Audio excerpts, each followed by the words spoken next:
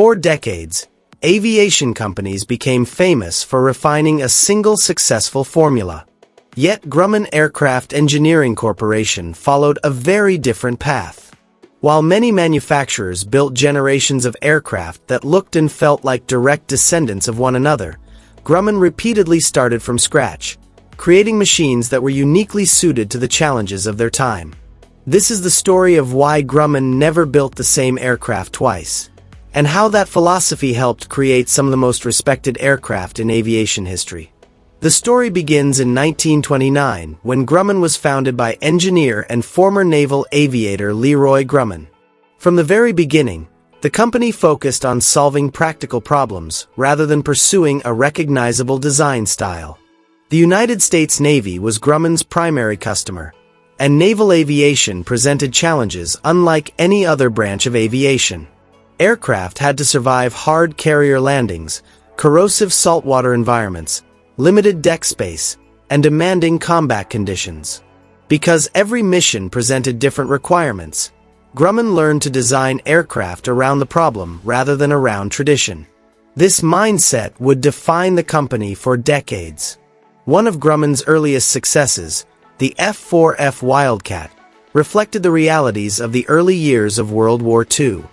It was not the fastest fighter in the Pacific, nor was it the most agile. However, it was rugged, reliable, and capable of absorbing tremendous punishment. Pilots trusted it because it could bring them home after sustaining damage that might destroy other aircraft. The Wildcat was designed specifically for the circumstances faced by American naval aviators, and its success proved that Grumman's practical engineering philosophy worked. Yet when the Navy needed something more powerful, Grumman did not simply enlarge the Wildcat. Instead, the company developed the F-6F Hellcat, an entirely different aircraft optimized to counter Japan's famous Mitsubishi Zero. The Hellcat featured a larger engine, improved firepower, greater survivability, and better pilot protection. It became one of the most successful naval fighters in history, accounting for thousands of enemy aircraft during the war. The important point is that Grumman did not rely on old solutions. The company recognized a new challenge and built a new aircraft specifically designed to meet it. This pattern continued throughout World War II. The TBF Avenger was a torpedo bomber built for long-range strike missions. Unlike the fighter aircraft that preceded it, the Avenger prioritized payload, endurance, and crew coordination. It looked different, flew differently, and served a completely different purpose. Grumman approached each project as a unique engineering problem, refusing to force new requirements into existing designs. After the war, aviation entered the jet age. Many companies struggled to adapt, but Grumman once again reinvented itself. The F-9F Panther became one of the Navy's first successful carrier-based jet fighters. Gone were the piston engines and propellers that had defined Grumman's wartime aircraft. Instead, the company embraced entirely new technologies and aerodynamic principles. The Panther served with distinction during the Korean War and demonstrated Grumman's willingness to evolve rather than cling to past successes. The 1960s and 1970s brought even more dramatic examples of Grumman's unique design philosophy. The A-6 Intruder was unlike any aircraft Grumman had previously built. Designed as an all-weather attack aircraft, it could operate day or night and in conditions that grounded many other aircraft. Its advanced navigation and attack systems allowed it to strike targets with remarkable accuracy. Rather than focusing on speed or air-to-air combat, the Intruder specialized in precision attack missions. Once again, Grumman designed the aircraft around its mission rather than following a familiar template. Perhaps the most famous example of Grumman's willingness to innovate was the F-14 Tomcat.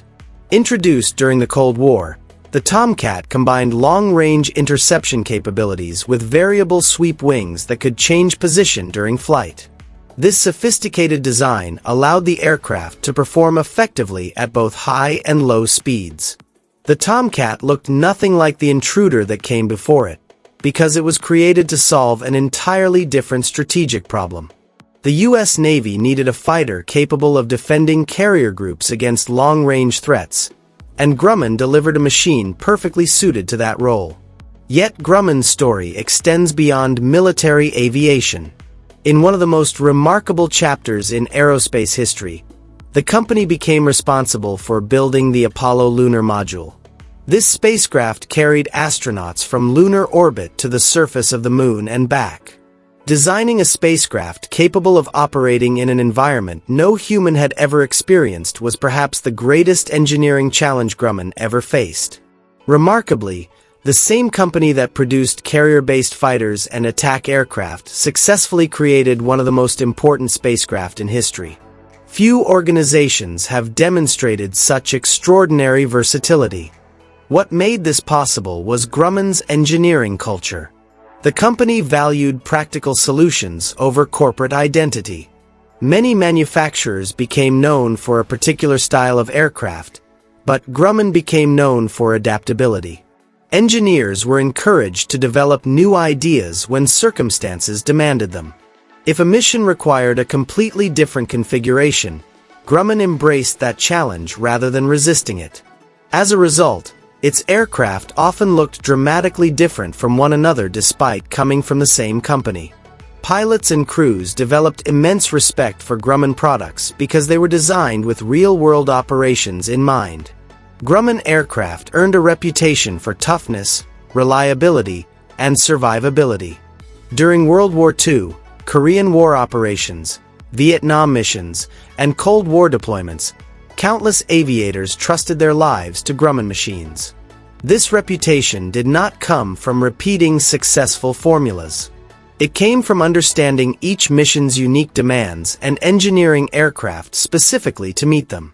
By the time Grumman merged with Northrop in 1994 to form Northrop Grumman, the company had already left an extraordinary mark on aviation and aerospace history. Its aircraft ranged from rugged World War II fighters to sophisticated Cold War interceptors and even lunar spacecraft. Few manufacturers can claim such diversity. Fewer still can claim that so many of their designs became icons in their own right. The reason no two Grumman aircraft were the same is surprisingly simple. Grumman never chased repetition. The company chased solutions. Every generation brought new challenges, new technologies, and new missions. Instead of recycling old ideas, Grumman's engineers approached each project with fresh thinking and a willingness to innovate. That philosophy produced the Wildcat, the Hellcat, the Panther, the Intruder, the Tomcat, and even the lunar module. Each aircraft was different because each was built for a different purpose. Together, they tell the story of a company that refused to stand still, and in doing so, helped shape the history of aviation itself.